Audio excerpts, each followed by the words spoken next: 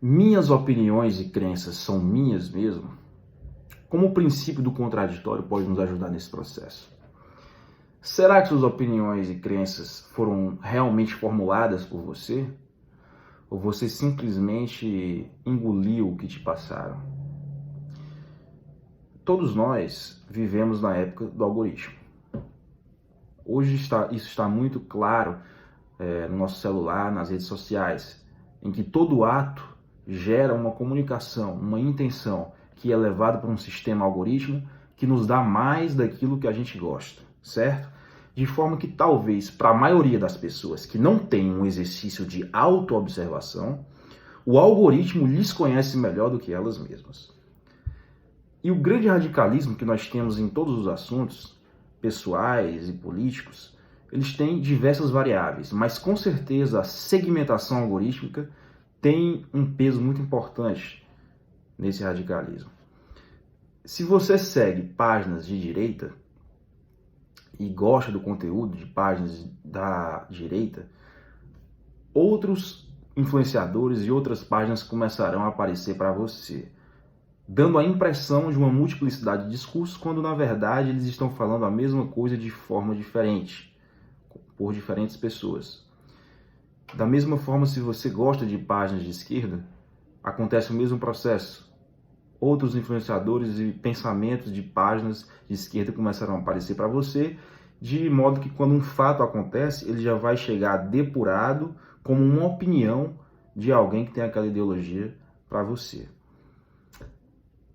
Tudo isso se conjuga também com o que a gente conhece como gatilho da autoridade. Gatilho da autoridade muito bem explicitado no livro As Armas da Persuasão, de Robert Cialdini. O gatilho da autoridade é o seguinte: quando nós começamos a seguir uma pessoa e consumir repetidamente o que ela cria de conteúdo, a gente começa a projetar uma imagem naquela pessoa de autoridade. A gente começa a criar um vínculo com ela, em que ela é uma autoridade naquilo que ela está falando. E muitas vezes, depois que essa imagem é formada, nós começamos a aceitar qualquer coisa que essas pessoas nos recomendam, certo? Simplesmente pelo fato delas serem a autoridade que a gente escolheu.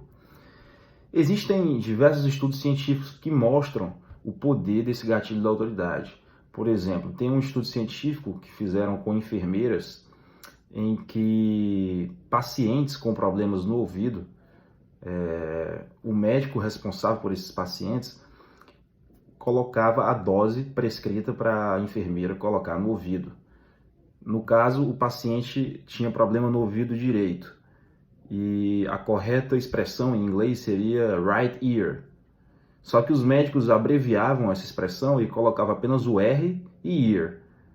E aí formavam uma palavra que ficava parecida com rear. E rear em inglês é traseiro. E a enfermeira, mesmo sabendo que o problema do paciente era no ouvido, pingava o remédio no traseiro do paciente.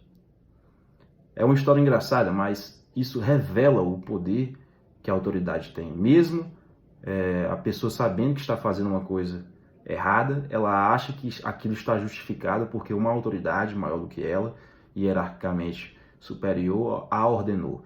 Então, isso mostra como esse poder desse gatilho da autoridade tem sobre a gente, da nossa formulação de pensamentos. Então, assim, todos nós, de alguma forma, somos influenciados por todos esses fatores que eu falei. Mas o que eu vou propor aqui é que você comece a notar de forma consciente esse processo e quebre a matrix de todo esse sistema que forma o teu pensamento, para você tomar as rédeas do controle e poder formular de forma consciente o que você acredita ou deixa de acreditar, certo? No processo civil brasileiro, no processo penal também, existe um princípio que a gente chama o princípio do contraditório, em que o juiz, antes de tomar qualquer decisão importante que vá afetar o julgamento daquele caso, ele precisa ouvir todas as partes envolvidas. Ou seja, nenhuma decisão é tomada sem ouvir todo mundo que vai ser afetado por aquela decisão. E isso tem uma razão de ser muito simples. Ninguém tem a verdade absoluta. A verdade absoluta pode até existir, mas a partir do momento em que ela é interpretada pelo ser humano, o ser humano filtra de acordo com os seus sentidos, distorcendo ou aumentando aquele fato que aconteceu. Então, o que acontece? Por exemplo, um acidente observado por 5 pessoas em 5 ângulos diferentes dará 5 relatos diferentes para o mesmo acidente. Relatos esses que terão suas similitudes e terão suas diferenças. Então, o papel do juiz é analisar todas as provas, todas as testemunhas, de todas as partes envolvidas para conseguir alcançar o mais próximo humanamente possível da verdade que aconteceu. E isso que a gente usa no nosso sistema jurídico, a gente pode usar nas nossas vidas. Então, vão aqui agora as recomendações práticas desse vídeo. Primeiro, por mais que você tenha sua posição, suas crenças pessoais e políticas, comece a pegar pelo menos 20% do tempo em que você consome esses conteúdos para consumir conteúdos que estão diametralmente opostos àquilo que você pensa. Eu sei que esse não é um processo confortável, mas nada que te faz crescer é confortável. Então, por exemplo, se você é um leitor voraz da Veja, comece a ler um artigo por semana da Carta Capital. Se você é um marxista convicto, comece a ver vídeos do Milton Friedman sobre livre mercado. Se você é a favor da legalização das drogas, comece a ler artigos de pessoas que são contra e saiba o porquê. Se você é a favor das privatizações, vá atrás de quem não é e saiba por que essa pessoa não é também, porque ela não é a favor das privatizações. Não é para você pegar o que as pessoas do lado que você pensa acham sobre esses assuntos. É para você ir diretamente na fonte, do outro lado, oposto ao que você pensa. Comece a seguir pessoas que pensam o oposto de você. A intenção disso não é mudar a tua crença. A intenção disso é você perceber que todo sistema de pensamento tem os seus limites. E aí você começa a ver que muitas vezes um dado problema, a minha ideia vai até um limite e existe um problema no mundo que necessita de outra ideia além do limite do sistema de pensamento ao qual eu acredito. E às vezes a solução está na complementaridade. Às vezes a gente acha que as ideias são antagônicas e elas na verdade são complementares. E dessa complementaridade pode surgir uma solução, ou ainda da mistura de ideias. Mas mesmo que realmente sejam ideias antagônicas, esse processo ainda assim é importante, porque ele estará colocando à prova todos os pontos fracos e frágeis das tuas crenças. E a partir do momento que você expõe a tua crença pessoal a todos os pontos fracos, você está pondo essa tua crença sob a luz de argumentos que poderiam derrotá-la. E se a partir desse momento o teu argumento, a tua crença resiste à refutação de outros sistemas de pensamento, então você fortalece o substrato da tua crença. Você sai com a crença mais fortalecida. Agora sim você vai ter uma crença genuína, porque está formada sobre pilares que foram submetidos ao contraditório, ao oposto. Então, esse processo é extremamente importante.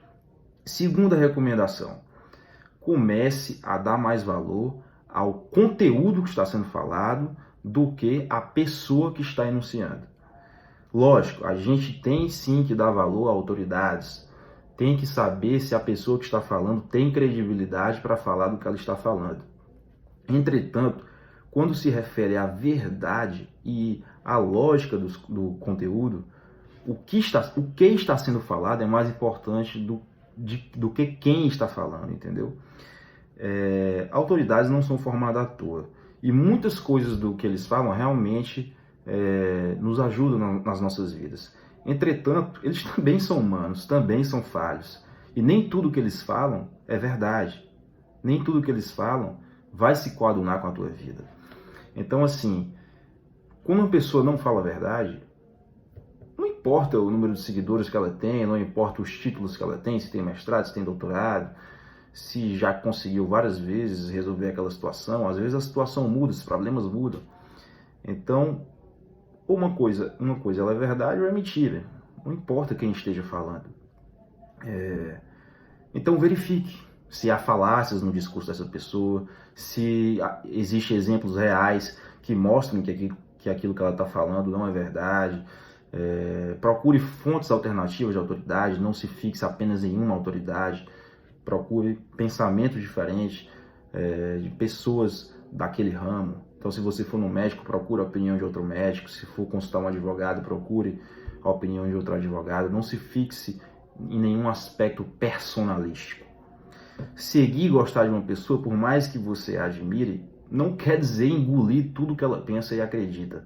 Se você estiver lendo um livro e não concordar com tudo que está sendo falado, destaque as partes em que você não concorda e anote ao lado por que você não está concordando.